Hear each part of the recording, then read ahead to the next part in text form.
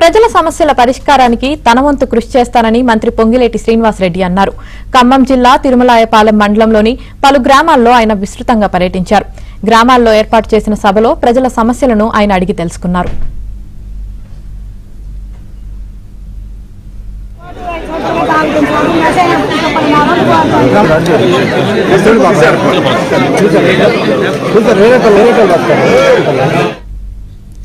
ఇచ్చిన మాట ప్రకారం ప్రజల సమస్యలు తీరుస్తానని శ్రీనివాసరెడ్డి తెలిపారు.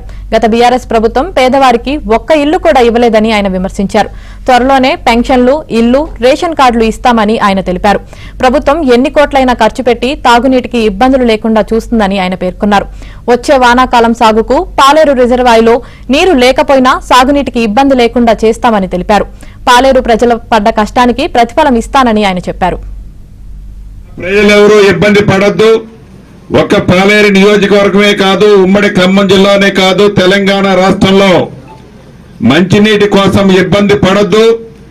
ఎన్ని కోట్లైనా ప్రభుత్వం ఖర్చు పెట్టడానికి సిద్ధంగా ఉందని రేవంత్ రెడ్డి గారి ముఖ్యమంత్రి నాయకత్వంలో నిధులు పుష్కలంగా ఇచ్చాం.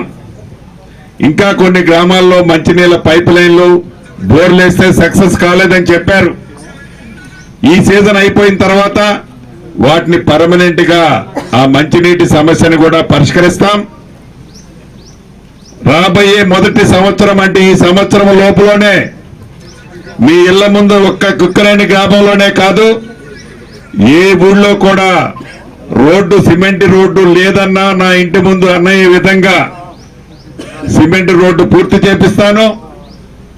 ఇళ్లకు మంత్రిని, ఇళ్ల స్థలం ఇచ్చే మంత్రిని నేనే కాబట్టి పాలేరు నియోజకవర్గం అంటే నా సొంత ఇల్లు కాబట్టి ముందు నా ఇల్లు నేను చక్కదిద్దుకోవాలి. కాబట్టి నా పాలేరు నియోజకవర్గ ప్రజలకి, అర్హులైన వాళ్ళందరికీ 100కి 100% ఈ కోడ్ 8వ తారీఖుతో అయిపోతుంది. ఈ 15వ తారీఖు మంచి రోజులు ఎప్పుడు మొదలైతాయో నేనే వీలైనన్ని ఎక్కువ గ్రామాలు మళ్లీ వస్తా. మొదటి విడత కొన్నిస్తా.